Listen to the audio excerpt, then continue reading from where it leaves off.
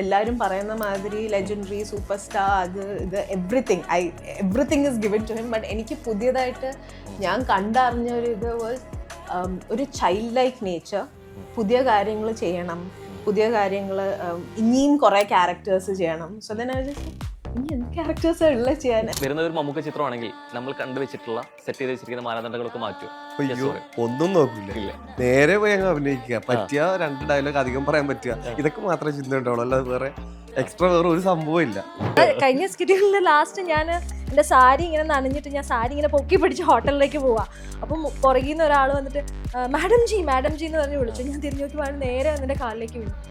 അയ്യോ ഞാൻ എന്നിട്ട് അനുഗ്രഹം കൊടുത്തോ? ഇങ്ങോട്ട് ചോദ്യം വന്നിരുന്നു, ജീവിതത്തിൽ പോലീസുകാരനായതുകൊണ്ട് തന്നെ ഇതിന് എന്തെങ്കിലും ഒരു രീതിയിലേക്കുള്ള ഒരു രൂപത്തിലോ ഭാവത്തിലോ എന്തെങ്കിലും കാണിക്കണം അദ്ദേഹത്തിന്റെ സീനിലൊക്കെ അദ്ദേഹം എനിക്ക് തോന്നുന്നു വളരെ നല്ലൊരു പോലീസുകാരനായിട്ട് ജോലി ചെയ്യുന്നത് എനിക്ക് തോന്നിയിട്ടുണ്ട്. പല പരിപാടികളും അല്ലെങ്കിൽ പോലീസുകാർക്ക് അത്രയും അടുപ്പുണ്ടാവണം. ഏതോ ഒന്ന് സംഭവം അറിയാവുന്ന ഒരാളാണ് ഉറപ്പായിട്ടുണ്ട്, അല്ലെങ്കിൽ അമ്മാതിരി പോലീസിങ് ഇത്ര കൃത്യമായിട്ട് ചെയ്യത്തില്ല. ഈ റെമ്യൂണറേഷന്റെ കാര്യം സംസാരിക്കണം എന്ന് വരുമ്പോ തന്നെ എനിക്ക് എന്നാവാറുണ്ട്. സോ അത് ആ ഒരു ഇത് മാറ്റണം എന്ന് എനിക്ക് ഒരുപാട് ആഗ്രഹമുണ്ട്. എനിക്ക് 10 രൂപയെ കിട്ടുള്ളൂ, ഓക്കെ ഫൈൻ, നോ പ്രോബ്ലം. ഒരു സീനിൽ ഒരുമിച്ചൊരു ഡയലോഗ് പറയുന്ന സമയത്ത് പെട്ടെന്ന് ഞാനങ്ങ് ബ്ലാക്ക് ഔട്ട് ആയി. റിഹേഴ്സൽ ഞാൻ നന്നായിട്ട് ചെയ്തതാണ്. പക്ഷെ സാറപ്പോൾ പറഞ്ഞത് നീ എന്ത് നന്നായിട്ട് ചെയ്തു തരികയായിരുന്നു എന്നുള്ളതാണ്. അതുകൊണ്ട് അവിടെയാണ് ഞാൻ ഹൈയായത്. അപ്പൊ ഞാൻ ചെയ്യുന്നത് നന്നായി സാറ് പറയുമ്പോൾ എനിക്കവിടെ ഭയങ്കര പോസിറ്റീവ് സാധനം. പ്രേക്ഷകനെ സംതൃപ്തിപ്പെടുത്തുന്ന ചേരുവകളുമായിട്ട് ഒരിക്കൽ കൂടി മമ്മൂക്ക ചിത്രം തിയേറ്ററിൽ എത്തുകയാണ്. ആദ്യ കേൾവി മുതൽ ഈ സമയം വരെ പ്രതീക്ഷയ്ക്ക് ആക്കം കൂട്ടുന്ന രീതിയിലേക്ക് ആ ടൈറ്റിൽ നമ്മളെ വല്ലാതെ ജോഡി ചേർത്ത് വെച്ചിട്ടുണ്ട്, കളങ്കാവൽ. ഞാൻ തീർച്ചയായിട്ടും വിശേഷമായിട്ട് പ്രിയ താരങ്ങൾ നമ്മുടെ ഒപ്പം ഉണ്ട്. നമസ്കാരം. ആൻഡ് നമ്മളെപ്പോഴും കളങ്കാവൽ എന്നുള്ള വാക്ക് ആദ്യ മലയാളിക്ക് പരിചിതം തീർച്ചയായിട്ടും കളത്തിൽ ദേവി അസുരനെ അല്ലെ നിഗ്രഹിച്ചിട്ട് പ്രതീകാത്മകമായിട്ടുള്ള ഒരു കാര്യം കൂടിയാണ്. അതൊരു സിനിമയുടെ രൂപത്തിൽ വരുമ്പോൾ അല്ലെങ്കിൽ ആ പേര് വരുമ്പോൾ തീർച്ചയായിട്ടും ഒരു പക്ഷേ അവിടെ ഒരു കാളിയും അല്ലെങ്കിൽ ഒരു ദാരികനും പ്രതീക്ഷിക്കാമോ എന്ന് ചോദിച്ച് തന്നെ തുടങ്ങട്ടെ. അല്ല, പ്രതീക്ഷിക്കുന്ന കുഴപ്പമൊന്നുമില്ല, അത് കണ്ടില്ലെങ്കിൽ നമ്മളത് പറയുന്നത്. അതെ, നമുക്കിപ്പം ഇങ്ങനെ പറയാൻ പറ്റുള്ളൂ. അതിൽ അങ്ങനെ ഉണ്ടോ ഇല്ലയോ എന്നുള്ളത് അത് എനിക്കറിയില്ല, കൃത്യമായിട്ടൊരു ആൻസർ എനിക്കില്ല. പക്ഷെ അങ്ങനെ പ്രതീക്ഷിച്ച് പോകുന്നതിൽ നമുക്ക് വേറെ ആരെയും കുറ്റം പറയാൻ പറ്റില്ല. ധൈര്യമായിട്ട് പ്രതീക്ഷിക്കാം. പക്ഷെ വരുമില്ലെന്നുള്ളത് അതെ. ആൻഡ് മധുസൂദനൻ പോറ്റിയായിട്ട് ഗംഭീരമായിട്ട് ഒരു വേഷം പറിച്ച ശേഷം ആ വേഷം അഴിച്ചു വെച്ചോ എന്ന് എനിക്ക് അറിയില്ല. പക്ഷെ വരുന്നത് സാക്ഷാൽ കൊടുമൺ പോറ്റിയുടെ അടുത്തോട്ടാണ് അല്ലെ, അപ്പോ ചാത്തന്റെ അടുത്തോട്ടാണ്. അപ്പൊ എങ്ങനെയുണ്ട് ആ ഒരു പരകായ പ്രവേശം കണ്ടുകൊണ്ടിരിക്കുമ്പോൾ? ഇല്ല, ഇത് ആക്ച്വലി ഞാൻ ചാത്തന്റെ അടുത്തുനിന്നാണ് മധുസൂദനം പറ്റിയില്ല. അല്ല, വേറൊരു കാര്യം പറയാനുണ്ട്. ഇപ്പം ബ്രഹ്മയുഗം എന്ന് പറഞ്ഞ സിനിമയില് സാറ് മാതിരി പെർഫോം ചെയ്തു രാഹുൽ സദാശിവൻ അദ്ദേഹത്തെ വെച്ചാണ് എടുത്തത്. ഈ സിനിമയുടെ പോസ്റ്റ് കിടക്കുന്ന സമയത്താണ് എനിക്ക് ആ സിനിമയിലേക്ക് കോള് വരുന്നത്. ഇപ്പൊ ഞാൻ ആദ്യം ഈ വിശേഷം പറയാനായിട്ട് പോയത് സാറിന്റെ അടുത്താണ്. സാറിനെ പോയി പറഞ്ഞിട്ടേ എനിക്ക് അതിലോട്ട് ചെല്ലാൻ പറ്റൂ എന്നുള്ളൊരു മാനസികാവസ്ഥയായിരുന്നു. ഞാൻ ചെന്ന് ആദ്യമായിട്ട് ഇന്ന് പറഞ്ഞത് അദ്ദേഹത്തോടാണ്. സാറിന് ഇങ്ങനെ പോയി കണ്ട് സാർ ഇതാണ് സംഭവം എന്ന് പറഞ്ഞ് പോയി ചെയ്തിട്ട് നന്നായിട്ട് ചെയ്യാൻ പറ്റും എന്നൊക്കെ പറഞ്ഞ് എന്നെ വിട്ടത് സാറാണ്.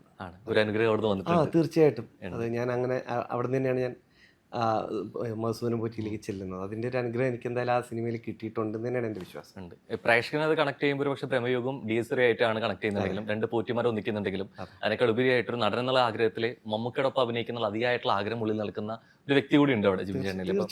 അതിന്റെ ഒരു പൂർണ്ണത കൃത്യമായിട്ട് കൈവരിക്കാൻ പറ്റുമോ ഷൂട്ട് കഴിയുമ്പോൾ? ഏത് കളങ്കാവലിലാണ്? കളങ്കാവലില് ഞാൻ പറഞ്ഞില്ല, എനിക്കൊരു 10-45 ദിവസം ഈ ഷൂട്ട് നടന്ന അത്രയും ദിവസങ്ങളിൽ ഞാൻ സെറ്റിലുണ്ടായിരുന്ന ആളാണ്. അപ്പോൾ കൃത്യമായിട്ടും എൻ്റെ ഏറ്റവും വലിയ, ഞാൻ ഇതിനു മുന്നേ സാറിനോടൊപ്പം സാറിൻ്റെ സിനിമകളിൽ 3 സിനിമകളിൽ ഞാൻ അഭിനയിച്ചിട്ടുണ്ട്.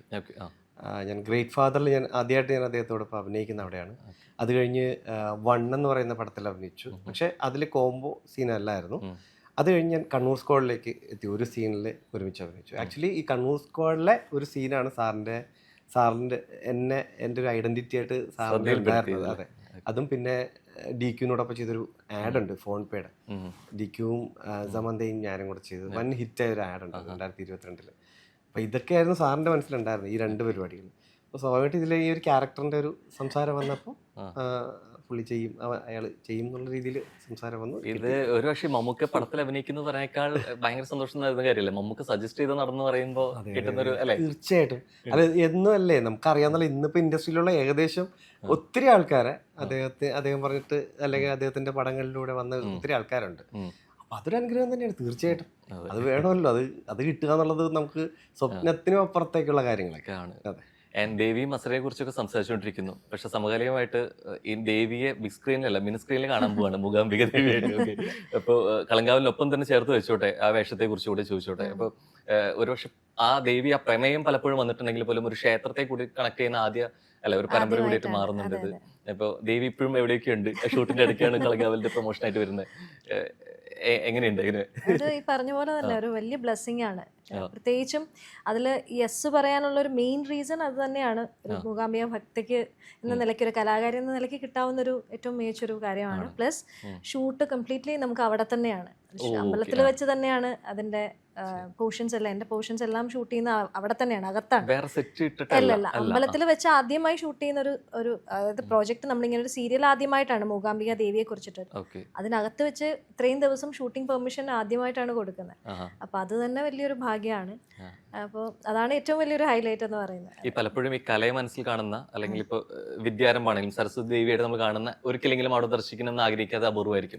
അപ്പൊ അത്തരത്തിലൊരു വേഷത്തേക്ക് വരുന്ന സമയത്തേക്ക് അത് എങ്ങനെയത് അത് ഒരു എന്താ പറയാ, നമ്മൾ അവിടെ ചെന്ന് നിൽക്കുമ്പോൾ തന്നെ ഓരോ ആളുകളുടെ അനുഭവങ്ങൾ അതൊക്കെ തന്നെയാണ് ഇതിന്റെ മെയിൻ പ്രമേയമായിട്ട് പറഞ്ഞു പോകുന്നത്. അപ്പൊ അഭിനയിച്ചുകൊണ്ടിരിക്കുമ്പോൾ തന്നെ നമുക്ക് ചില കാര്യങ്ങൾ ചെയ്യുമ്പോൾ നമുക്കൊരു ഗൂസ് ബംസ് ഒക്കെ വരുന്ന ചില കാര്യങ്ങളുണ്ട്. അപ്പൊ അതൊക്കെ ഒരു പ്രത്യേക ഒരു അനുഭവമാണ്. അത് ചില കാര്യങ്ങളൊന്നും നമുക്ക് ഇങ്ങനെ പറഞ്ഞ് വാക്കുകളിലൂടെ പറയാൻ പറ്റില്ലല്ലോ. അതുപോലത്തെ പല അനുഭവങ്ങൾ അവിടെ ഈ ഒരു 3 സ്കെഡ്യൂളേ ആയിട്ടുള്ളെങ്കിൽ കൂടെയും നമുക്ക് എല്ലാവർക്കും അങ്ങനെ ഓരോരോ എക്സ്പീരിയൻസ് അവിടെ നിന്ന് ഉണ്ടായിട്ടുണ്ട് എന്നുള്ളതാണ്.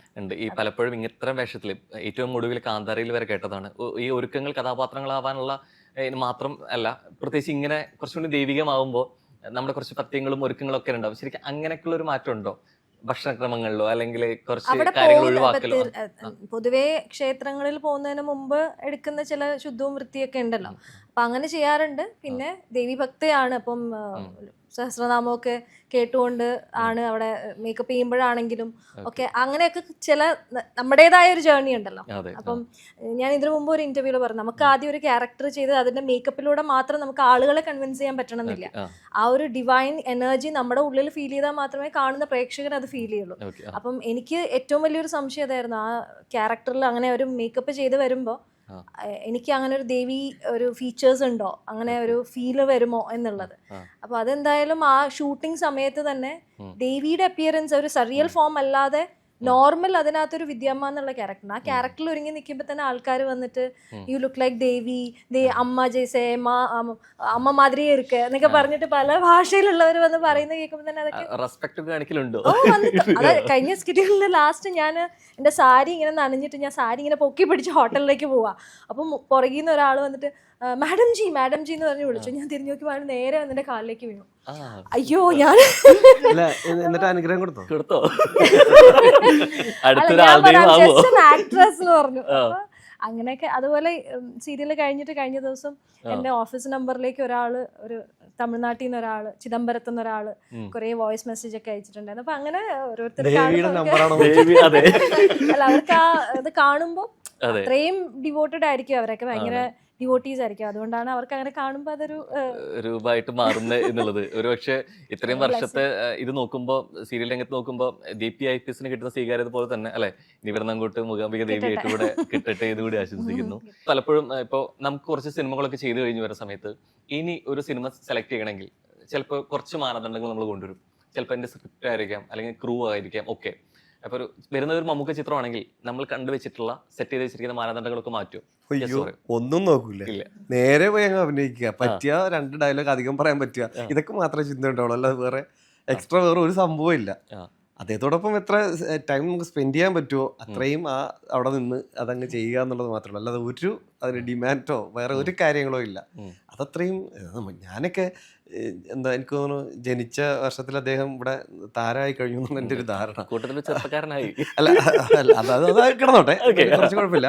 അല്ല ഞാൻ സീരിയസ് ആയിട്ട് പറഞ്ഞത്, എനിക്ക് നമ്മൾ അന്ന് തൊട്ട് കാണുന്ന ഒരു മനുഷ്യനല്ലേ നമ്മൾ. ഇദ്ദേഹം ഇന്നിപ്പം മെഗാസ്റ്റാർ എന്നിപ്പം എല്ലാവരും ചേർത്ത് പറഞ്ഞാൽ പോലും ഈ മെഗാസ്റ്റാറിലേക്ക് അദ്ദേഹം എത്തിയ ഒരു വഴിയുണ്ട്. ഈ വഴിയൊക്കെ നമ്മൾ എന്താ നമുക്ക് ഈ ഓർമ്മ വെച്ച നാൾ മുതൽ നമ്മളും കാണുന്നതാണ് ഏത് വഴിയിലേക്കാണ് അദ്ദേഹം ഇവിടെ എത്തിയെന്നുള്ളത്. അപ്പം അങ്ങനെ ഒരു മനുഷ്യനോടൊപ്പം നമുക്ക് ഒരു അവസരം കിട്ടുമ്പോഴത്തേക്കും ഞാൻ എൻ്റെ ഡിമാൻഡ് പറഞ്ഞിട്ടോ അല്ലെങ്കിൽ ഞാൻ ഇന്നതേ ചെയ്യുള്ളൂ എന്നോ ഇന്നത് ഞാൻ ചെയ്യില്ല എന്നോ പറഞ്ഞ് മാറി നിൽക്കാൻ ഞാൻ ആളല്ല. എനിക്ക് ഒരു ആക്ടറും അങ്ങനെ അല്ലെങ്കിൽ ഇതിൻ്റെ കൂടെയുള്ള ഒരു ടെക്നീഷ്യനും മമ്മൂട്ടി സാറിന്റെ പടം എന്നുള്ള രീതിയിൽ ഒരു ഡിമാൻഡും പറഞ്ഞ് മാറി നിൽക്കുന്നു എനിക്ക് തോന്നുന്നില്ല. അല്ലേ? അങ്ങനെ ആയിരിക്കില്ല, എല്ലാവരും അങ്ങനെ ആയിരിക്കില്ല, എല്ലാ കാലവും ആയിരിക്കണം. എല്ലാ കാലം അങ്ങനെ തന്നെയാണ്, സ്വാഭാവികമായിട്ട് അങ്ങനെ ആയിരിക്കും. അയ്യോ അത് നമുക്ക് പറയുമ്പോൾ തന്നെ ഒരു ഇതല്ലേ. അല്ല ആ ഒരു വേഷങ്ങളുടെ ഇമ്പോർട്ടൻസ് ഒന്ന് പിന്നെ നോക്കൂ. ഇമ്പോർട്ടൻസിന്റെ അത് നോക്കും. നമ്മളെ വിളിക്കുമ്പോ നമ്മളോട് ആ ക്യാരക്ടറും കൂടെ പറഞ്ഞ് ആ ക്യാരക്ടറിന്റെ ഒരു ഇമ്പോർട്ടൻസും നമുക്ക് അതൊരു ബോണസ് ആണല്ലോ. മമ്മൂട്ടി കമ്പനിയുടെ മൂവിയാണ്, മമ്മൂക്കയുടെ കൂടെ കോമ്പിനേഷൻ സീൻസ് വരുന്നു. ഇതൊക്കെ ഒരു ആക്ടറിനെ സംബന്ധിച്ചിടത്തോളം കിട്ടുന്ന എക്സ്ട്രാ ബോണസ് ആണ്. ഇപ്പം ഞാനിപ്പോൾ എന്നെ സംബന്ധിച്ചിടത്തോളം വണ്ണിൽ ചെയ്യുമ്പോൾ അതിനകത്ത് ഏറ്റവും ഇമ്പോർട്ടൻറ്റ് സീൻസിൽ ഒന്ന് ആ മമ്മൂക്കയുടെ സീനാണ്, പോലീസ് സ്റ്റേഷൻ സീനാണ്. അപ്പം അതിനകത്ത് എനിക്ക് ആക്ച്വലി മമ്മൂക്കയായിട്ടുള്ള കോമ്പിനേഷൻ അല്ലെങ്കിൽ ഒരു ഡയലോഗ് പോർഷനോ ഒന്നുമില്ല ഞങ്ങൾ തമ്മിലുള്ള. പക്ഷെ എന്നിട്ട് പോലും എല്ലാവരും എനിക്ക് തോന്നുന്നു ഞാൻ ആ സീരിയൽ കഴിഞ്ഞിട്ട് എനിക്ക് ഏറ്റവും കൂടുതൽ പോസിറ്റീവ് റിവ്യൂ കിട്ടിയിരിക്കുന്നത് വണ്ണിലെ ക്യാരക്ടറിനാണ്. അപ്പോൾ അതിനുശേഷം ഇപ്പം ഇതിന്ന് വിളിക്കുമ്പോൾ ഫസ്റ്റ് ഓഫ് ഓൾ മമ്മൂട്ടി കമ്പനിയുടെ പ്രോജക്റ്റ് ആണ്, മമ്മൂക്കയുടെ കൂടെയാണ്. പ്ലസ് അതിനകത്ത് ക്യാരക്ടർ തീർച്ചയായിട്ടും നമ്മൾ ശ്രദ്ധിക്കുന്ന ഒരു കാര്യം. ചോദ്യം അതുകൊണ്ട് തന്നെയാണ് വണ്ണ് ശ്രദ്ധിക്കപ്പെട്ടത് മമ്മൂക്ക ചിത്രമാണ്, ഒപ്പം തന്നെ വേഷം നല്ലത് കൂടെ ആയതാണ്. അതെ അതെ തീർച്ചയായും. അടുത്തൊരു മമ്മൂക്ക ചിത്രം വരുന്ന സമയത്ത് വേഷം അത്രത്തോളം ഇമ്പോർട്ടൻസ് ഇല്ലെങ്കിലും സ്വീകരിക്കോ എന്നായിരുന്നു ചോദ്യം. ഐ തിങ്ക് അതാണ് ഗായത്രി പറഞ്ഞത്, അത് വേഷം വളരെ ഇമ്പോർട്ടൻ്റ് ആണ്. കാരണം ഇത് ഒരു ഇത് നമുക്ക് മാറ്റി വെക്കാം. യെസ് ഓഫ് കോഴ്സ് നമുക്ക് ചിത്രമാണ്, it's very very exciting. At end of the day നമുക്ക് പെർഫോം ചെയ്യാനും ആ ഒരു എക്സൈറ്റ്മെന്റും വേണം. അപ്പോൾ വെറുതെ like the character needs importance, the character needs substance. അങ്ങനെയാണെങ്കിൽ നമുക്കും പെർഫോം ചെയ്യാനൊരു at the end of the day it's work as well അല്ലേ. അപ്പം നമുക്ക് പുതിയ കാര്യങ്ങൾ ചെയ്യണം, പുതിയ ക്യാരക്ടേഴ്സ് ചെയ്യണം, നമ്മുടെ ആക്ടിങ് കുറച്ചുകൂടെ ഒന്ന് ഫൈൻ ട്യൂൺ ചെയ്യണം, ഒന്നുകൂടെ റിഫൈൻ ചെയ്യണം. സോ എല്ലാം ഗ്രോത്തിന് വേണ്ടിയിട്ടാണ് നമ്മൾ ചെയ്യണത്.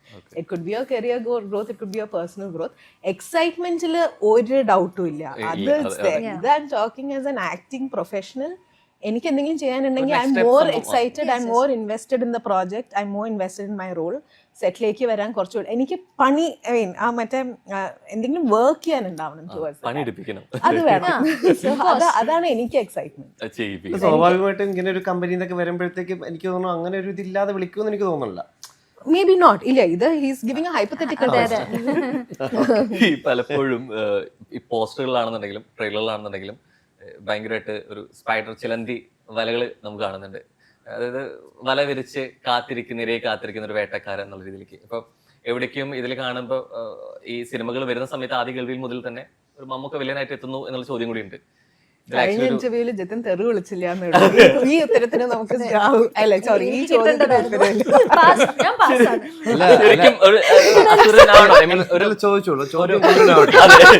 ഒരു വലവിരിക്കൽ ഇതിലുണ്ടോ? ഒരു വേട്ടക്കാരനോ ഒരു അസുരനോ ആവുന്നുണ്ടോ? ഞാൻ പറഞ്ഞ ഒരു 45 കുറേ ദിവസം ഇത് പടത്തിന്റെ ത്രൂ ഞാൻ ഉണ്ടായിരുന്ന ആളാണ്. ഇതിലെവിടെയും വല വീശിയിട്ട് ഇരിക്കണം ഞാൻ കണ്ടിട്ടില്ല. എവിടെയും ഞാൻ ഒരു ചിലന്തിയെ കണ്ടിട്ടില്ല. ഇനി കഥയിൽ ഇനി ഏത് വിധത്തിലാണ് ഈ ചിലന്തിയാണോ അതോ ഇരയാണോ എന്താണെന്നുള്ളത് ഇപ്പൊ 5-ാം തീയതി മാത്രമേ റീൽ ചെയ്യാൻ പറ്റുള്ളൂ എന്ന് തോന്നുന്നു. അല്ലാതെ എനിക്കറിയില്ല. നമുക്കിപ്പോ അങ്ങനെ ഒരു നേരത്തെ ആരോ പറഞ്ഞു ദേവിയുടെ അല്ലെ എന്താ കളങ്കാവൽ മറ്റേ അല്ല അസുരനും ദേവനും തമ്മിലുള്ള ആ ഒരു വിഷയമാണോ എന്നുള്ളതാണ്. ഇതിൽ ആരാണ് അസുരൻ, ഇതിൽ ആരാണ് ദേവൻ, ഇനി രണ്ടും ദേവന്മാരാണോ രണ്ടും അസുരന്മാരാണോ, ഇതെല്ലാം സിനിമ കഴിഞ്ഞിട്ട് മാത്രമേ നമുക്കത് ക്ലിയർ ആവുള്ളൂ. അല്ലെ മുജി? അങ്ങനെ അപ്പോഴേ നമുക്ക് കിട്ടുള്ളൂ. അത് നമുക്കല്ലാതെ മുന്നേ അങ്ങനെ ഒരു ഒന്നും പ്രഡിക്റ്റ് ചെയ്യാൻ പറ്റും തോന്നുന്നില്ല. സ്വാഭാവികമായിട്ടും ആദ്യമേ കുറച്ച് കഥകളൊക്കെ ഇറങ്ങി. ഇപ്പൊ സാർ ഇപ്പൊ നെഗറ്റീവായിട്ട് ചെയ്യുന്നു അല്ലെങ്കിൽ നായകൻ വിനായകൻ ചേട്ടനാണ് എന്നുള്ള ഇതിലാണ് അല്ലേ മൊത്തത്തിൽ വരുന്ന പേരുകളും ടൈറ്റിലുകളും ആദ്യം വിനായകൻ കഴിഞ്ഞിട്ടാണ് പിന്നെ മമ്മൂട്ടി എന്നുള്ള സംഭവം കൂടി അതിൽ വരുന്നുണ്ട്. അപ്പൊ കുറെ കൂടി സംശയം ഇതിനെ കുറച്ചുകൂടി അല്ല ആക്കും കൂട്ടുന്നുണ്ട് എന്നുള്ള സംഭവം. അത്രേ ഉള്ളൂ അതിന് എനിക്ക് തോന്നുന്നു ആ ഒരു സംശയം മനഃപൂർവ്വം ഇട്ട് കൊടുത്താൽ സാധ്യത പണി അത്രേ ഉള്ളൂ. ഉണ്ട്. പക്ഷെ ഇവിടെ എവിടെയാണ് അസ്വാഭാവികത ഉള്ളത്? പലപ്പോഴും എന്നുള്ള രീതിയിലേക്ക് ഇപ്പൊ വില്ലൻ ആവുമ്പോൾ സമയത്ത് ആ വില്ലൻ വേഷങ്ങളിൽ ഏറ്റവും മോശമായിരിക്കുകയും വില്ലൻ വേഷം നെഗറ്റീവ് റോൾ ചെയ്യുന്നത് നായകനോ അല്ലെങ്കിൽ നായക വേഷങ്ങൾ ചെയ്യുന്ന ഒരാളാണെങ്കിൽ എവിടേക്ക് അതിനൊരു ന്യായം ഉണ്ടെന്നുള്ളൊരു വേർതിരിവ് വരാറുണ്ട്. ശരിക്കും അതിന്റെ ആവശ്യമുണ്ടോ? രണ്ട് സമീപനങ്ങൾ ആവശ്യമുണ്ട്. ഇല്ലാതെ അങ്ങനെ ഒരു സമീപനത്തിന്റെ ആവശ്യം ഇല്ല എന്നാണ് എനിക്ക് തോന്നുന്നത്. ഏത് ക്യാരക്ടറായാലും ഇപ്പൊ ഇങ്ങനെ പറഞ്ഞതാണെങ്കിൽ ഇപ്പൊ മമ്മൂട്ടി സാറിന്റെ ഇപ്പൊ ഇവിടെ വച്ചേക്കുന്ന ഹോർഡിങ്ങിലാണെങ്കിലും നേരത്തെ പറഞ്ഞ പേരിന്റെ പറഞ്ഞതനുസരിച്ചിട്ടാണെങ്കിൽ ഇപ്പൊ സാറിന്റെ പടമല്ലേ മുകളിൽ വെച്ചേക്കുന്നത്, ഇപ്പൊ വിനായകൻ ചേട്ടന്റെ പടം താഴെ വെച്ചേക്കുന്നത്. അപ്പൊ അതിനർത്ഥം സാർ ഇപ്പൊ ഇപ്പൊ നായകനായി വിനായകൻ ചേട്ടൻ വില്ലനായി എന്നല്ലല്ലോ. അത് നമുക്ക് അതങ്ങനെ ഒന്നും പറയാൻ പറ്റില്ല. അല്ല ഞാൻ ചോദിച്ചത് അതുകൊണ്ടല്ല, ഇപ്പൊ ചെയ്യുന്നത് ജസ്റ്റിഫൈ ജസ്റ്റിഫൈ ചെയ്യുന്നതിന്റെ ഒരു റീസൺ ചോദിച്ചു. ഇപ്പൊ പ്രത്യേകിച്ച് ലീഡിൽ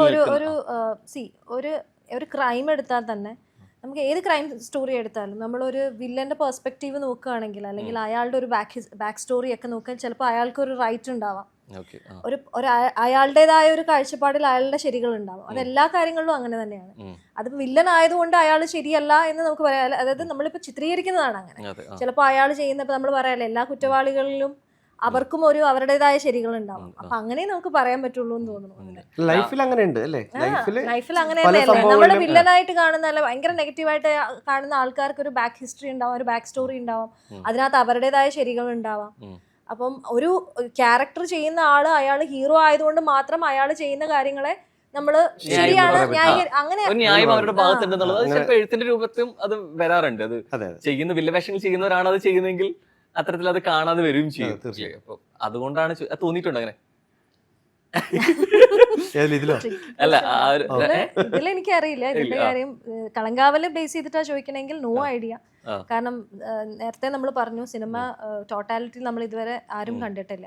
ഞാനും ശ്രുതിയൊക്കെ ഞങ്ങൾക്കൊക്കെ ഈ 5-ാം തീയതി ആവാൻ വേണ്ടി വെയിറ്റ് ചെയ്യാണ്. അപ്പൊ അതുകൊണ്ട് എനിക്ക് കളങ്കാവലിനെ ബേസ് ചെയ്ത് അതിനൊരു ആൻസർ പറയാൻ പറ്റില്ല. ഓക്കെ. ഈ അടുത്ത് നീല പറഞ്ഞൊരു കാര്യം ഉണ്ടായിരുന്നു, കാക്കനാട് പോയിട്ട് വിളിച്ചു പോയി കഴിഞ്ഞാൽ ഒരു 3 പുതുമുഖ നായകന്മാരെങ്കിലും കാണാൻ പറ്റും എന്നുള്ള രീതിയിലേക്ക്. ഇതിനൊപ്പം തന്നെ ചേർത്ത് വയ്ക്കുന്ന ഒരു സ്റ്റേറ്റ്മെന്റ് കൂടി ഉണ്ട്. ഒരു പുതുമുഖ നായകൻ കുറച്ച് സിനിമകളിലേക്ക് ആകുമ്പോൾ ഒരു പ്രതിഫലം കൂട്ടുമ്പോൾ ഈ ആളെ തന്നെ മാറ്റുക എന്നുള്ള തരത്തിലോട്ട് മാറും എന്നുള്ളത്. പുതുമുഖ നായികയായിരുന്നു, കുറേ സിനിമകൾ വന്നു, ഇതിൻ്റെ കുറേ ഘട്ടം കടന്നു. അപ്പോൾ ഇതിലെ വസ്തുത എന്താ? ശരിക്കും ഒരു ക്യാരക്ടറിനെ ഡിമാൻഡ് ചെയ്യുന്ന ഒരു ആർട്ടിസ്റ്റ് ആണെന്നുണ്ടെങ്കിൽ ഒരു പ്രതിഫലം അദ്ദേഹം ഡിമാൻഡ് ചെയ്യുമ്പോൾ അത് മാറ്റിവെക്കാൻ തയ്യാറാവോ എന്ന് വെച്ചാൽ ഒരു നമ്മളെ കാസ്റ്റ് ചെയ്ത് കഴിഞ്ഞു, പക്ഷെ നമ്മൾ കൃത്യമായിട്ട് ഇതിനൊരു പ്രതിഫലം നമ്മൾ നിശ്ചയിക്കേണ്ടതുണ്ടല്ലോ. അപ്പോൾ അതിനെ അവരെ അനുകൂലമല്ലെങ്കിൽ അവർ മാറ്റാൻ തയ്യാറാവോ ശരിക്കും? അപ്പൊ എന്താ അവിടെ മാനദണ്ഡാവുന്നത് ഒരു കാസ്റ്റിംഗിന്? ഈ ചോദ്യം എനിക്ക് മനസ്സിലായി. I feel like it depends on the team. ഇനി അവർക്ക് അങ്ങനെ മാറ്റണം എന്നുണ്ടെങ്കിൽ ഓക്കെ മാറ്റാം. ഐ മീൻ എനിക്കറിയാം there's a negotiation process. അപ്പോൾ ആ നെഗോസിയേഷൻ പ്രോസസ്സ് കഴിഞ്ഞിട്ട് 2 പാർട്ടീസിനും ഓക്കെ ആണെന്നുണ്ടെങ്കിൽ ആ സിനിമ ചെയ്യുക, അത്രയല്ലേ ഉള്ളൂ. എന്റെ കുറെ കൂടി വിശ്വസിക്കുന്നത് അതൊരു ബഡ്ജറ്റിലെ ഒതുങ്ങുന്ന രീതിയിലേക്ക് ആ പടം നടക്കേണ്ടതുണ്ട്, എനിക്കൊരു ക്യാരക്ടർ സംഭവിക്കേണ്ടതുണ്ട് എന്നതിനാണ് കുറെ കൂടി പ്രയോറിറ്റി.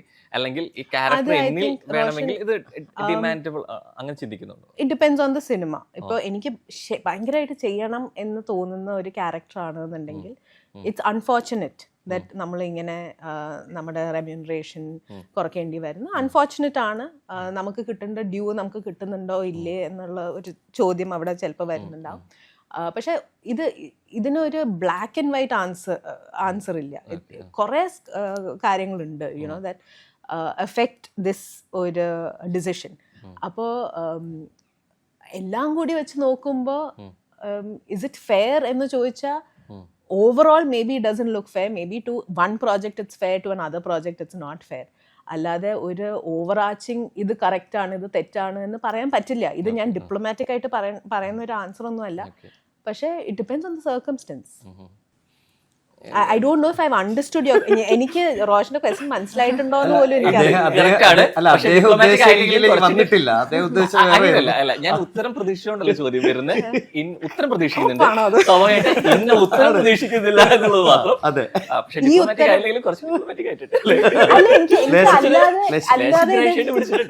അല്ലാതെ എനിക്ക് അല്ലാതെ ഇത് എങ്ങനെയാ എക്സ്പ്ലെയിൻ ചെയ്യേണ്ടതെന്ന് അറിയില്ല. കാരണം ഈ സിറ്റുവേഷൻ എനിക്ക് നടന്നിട്ടുണ്ടോ എന്ന് ചോദിച്ചാൽ സംഭവിച്ചിട്ടുണ്ടോ? ഇല്ല. എപ്പോഴെങ്കിലും ഒരു പ്രതിഫലം ഞാൻ ആവശ്യപ്പെട്ടു, ഇങ്ങനെ ഒരു കാസ്റ്റിങ്ങിന് എന്റെ പ്രതിഫലം ഇതാണ്, അത് ശ്രുതി എനിക്ക് തരാൻ സാധിക്കില്ല എന്ന് പറയുന്നിടത്ത് അത് ക്യാൻസൽ ആയി പോയിട്ടുണ്ടോ? ഇല്ല, ഇല്ല, സംഭവിച്ചിട്ടില്ല. സംഭവിച്ചിട്ടില്ല. ആർക്കെങ്കിലും സംഭവിച്ചിട്ടുണ്ടോ? ഇല്ല. ഞാൻ ആലോചിക്കുകയാണ്. ഇല്ല. എന്താ എനിക്ക് ചിരിച്ചുകൂടെ? എനിക്ക് ആണല്ലേ? സംഭവിച്ചിട്ടില്ല. ഇല്ല ചോദിച്ചതാ, ശരിക്കും അത് ഒരു ആർട്ടിസ്റ്റിനെ ഡിമാൻഡ് ചെയ്യാൻ അത് പറ്റില്ല. അത് നടന്നിട്ടില്ല. അതെ. പറഞ്ഞ പോലെ തന്നെ നമ്മുടെ career growth is very important. As an actor നമുക്ക് നമ്മുടെ കരിയറിന്റെ ഗ്രോത്തും അതേപോലെ തന്നെ നമ്മൾ എല്ലാവരും വർക്ക് ചെയ്യുന്നത് എന്തിനു വേണ്ടിയിട്ടാണ്? അതെ അതെ. Because I work with ജീവിക്കണ്ടേ? വേണ്ടിയിട്ടാണ്. ഞങ്ങൾ വർക്ക് ചെയ്ത ഒരുപാട് അടിപൊളി പ്രൊഡക്ഷൻ ഹൗസസ് ഉണ്ട്. Production houses who can give you the money. അങ്ങനെ ഞാൻ ചോദിച്ച ആ റെമ്യൂണറേഷൻ അതേപടി തന്ന പ്രൊഡക്ഷൻ ഹൗസസ് ഉണ്ട്. Okay. തരാൻ പറ്റില്ല എന്നുണ്ടെങ്കിൽ അയ്യോ അത് പറ്റില്ല എന്ന് പറഞ്ഞ് ഞാൻ റെമ്യൂണറേഷൻ കുറച്ച് പ്രൊഡക്ഷൻ ഹൗസസ് ഉണ്ട്. So it's a very open ended question.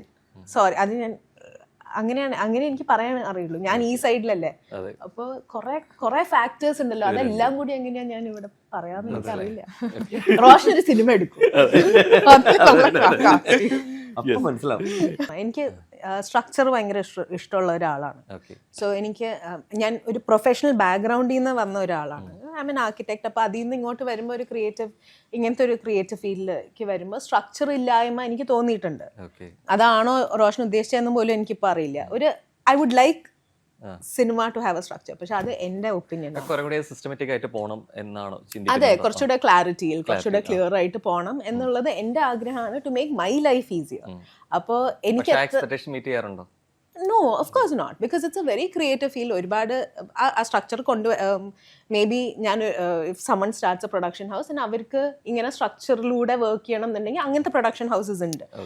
May be 1 or 2 production houses I work with. Well structured production houses, very clear clarity ഉള്ള പ്രൊഡക്റ്റ്. അപ്പോൾ ദാറ്റ് ഈസ് ഓൾസോ ഗ്രേറ്റ്. എനിക്ക് അങ്ങനെ വർക്ക് ചെയ്യാൻ ഭയങ്കര ഇഷ്ടമാണ്. But that is my personality trait. എനിക്ക് structure ഇഷ്ടമാണ്. If I know an actor at my level എനിക്ക് ഇത്രയും ചാർജ് ചെയ്യാൻ പറ്റും, അതിലും കുറഞ്ഞ് ചാർജ് ചെയ്യണ്ട എന്നൊരു എന്തെങ്കിലും ഒരു ഹാൻഡ് ബുക്ക്, ഒരു റൂൾ ബുക്ക് ഉണ്ടെങ്കിൽ എനിക്ക് ഭയങ്കര എളുപ്പമായിരിക്കും. ഈ റെമ്യൂണറേഷന്റെ കാര്യം സംസാരിക്കണം എന്ന് വരുമ്പോൾ തന്നെ എനിക്ക് എന്നാവാറുണ്ട്. സോ അത് ആ ഒരു ഇത് മാറ്റണം എന്ന് എനിക്ക് ഒരുപാട് ആഗ്രഹമുണ്ട്. എനിക്ക് 10 രൂപയെ കിട്ടുള്ളൂ, okay fine, no problem. But some kind of like structure I would love. ചോദ്യത്തിനുള്ള ഉത്തരം ഇപ്പോഴാണ് എത്തിയത്. ഇതാണോ ഇതായിരുന്നോ? ഇപ്പോഴത് കൃത്യമായി ട്രാക്കിലായിട്ടുണ്ട്. സ്ട്രക്ചർ വേണം. ഉണ്ട്. പലപ്പോഴും ഒരു സിനിമയുടെ വിജയത്തിന് ശേഷം അതിലെ തിരക്കഥയെക്കുറിച്ചാണെങ്കിലും അഭിനയത്തെക്കുറിച്ചാണെങ്കിലും സംവിധാന മികവിനെ കുറിച്ചാണെങ്കിലും വാദോരാതെ സംസാരിക്കാറുണ്ട്. പക്ഷേ നിസ്സംശയം പറയാം, എക്കോ സിനിമയുടെ വിജയത്തിൽ അതിൻ്റെ ജീവൻ എന്ന് പറയുന്നതിൻ്റെ മ്യൂസിക് തന്നെയാണ്.